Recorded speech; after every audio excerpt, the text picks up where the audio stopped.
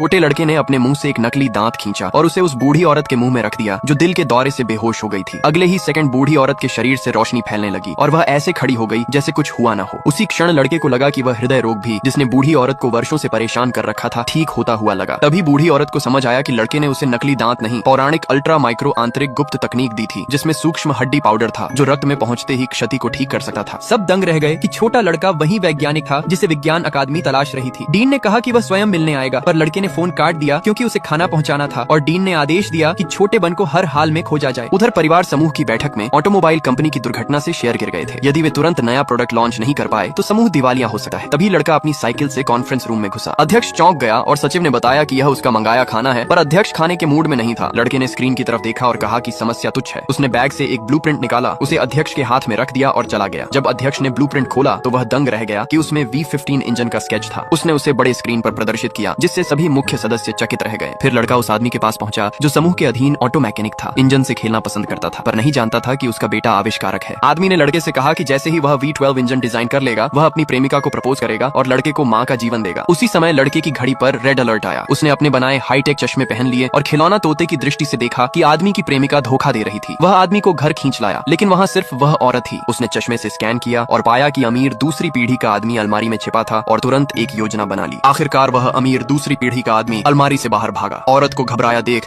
आदमी समझ गया कि उसने धोखा दिया है। सब कुछ उजागर होने पर वे दिखावा छोड़ बैठे और औरत ने उसे निकम्मा कहकर मजाक उड़ाया। उसके पिता कार फैक्ट्री के निदेशक थे और उसने कहा कि आदमी उसके सामने कुछ भी नहीं। वह अमीर उत्तराधिकारी अहंकार में उसे बाहर निकालने लगा और सुरक्षा कर्मियों को बुलाकर उसे घसीटने के लिए कहा। उसी समय अध्यक्ष लोगों के साथ वहां पहुंची। अमीर दूसरी पीढ़ी वाले ने, जिसने कभी अध्यक्ष को नहीं देखा था, यह मान लिया कि वह आदमी द्वारा बुलाया गया कोई अभिनेता है। अध्यक्ष लड़के को लेकर चल दी और अमीर उत्तराधिकारी मामले से अनजान रहा और डींग मारने लगा कि अगले दिन की लॉन्च कॉन्फ्रेंस के बाद वह IHN बुरा हाल दिखाएगा। उधर अध्यक्ष लड़के को घर ले आई और यह मान लिया कि ब्लूप्रिंट उसी आदमी ने बनाया है, इसलिए उसने उसे मुख्य इंजीनियर नियुक्त कर दिया। आदमी स्तब्ध रह गया कि ब्लूप्रिंट उसका अपना V12 इंजन था जिसे बदलकर V15 बना दिया गया था। तभी लड़के ने उनके हाथ एक साथ पकड़ लिए और अध्यक्ष से कहा कि यदि वह आदमी से शादी करने को तैयार हो जाए तो आदमी उसके लिए मुफ्त में काम करेगा। आदमी को देखकर अध्यक्ष मान गए। वे सिविल अफेयर्स ब्यूरो गए। उनका विवाह प्रमाण पत्र बन गया और अध्यक्ष ने आदमी को अगले दिन के लॉन्च इवेंट के लिए कपड़े खरीदने के लिए एक बैंक कार्ड दिया। अगले दिन तीनों इवेंट पर साथ पहुंचे। अध्यक्ष को सचिव से संदेश मिला कि राजधानी से एक महत्वपूर्ण अतिथि आ गया है, इसलिए उसने उन्हें देखने के लिए कहा और स्वयं चली गई। उसके जाते ही पूर्व प्रेमिका और अमीर दूसरी पीढ़ी का आदमी वहां आ पहुंचे और उसने उनका मजाक उड़ाते हुए कहा कि यह जगह उनके जैसी के लिए नहीं है और सुरक्षा कर्मियों को उन्हें बाहर निकालने के लिए बुला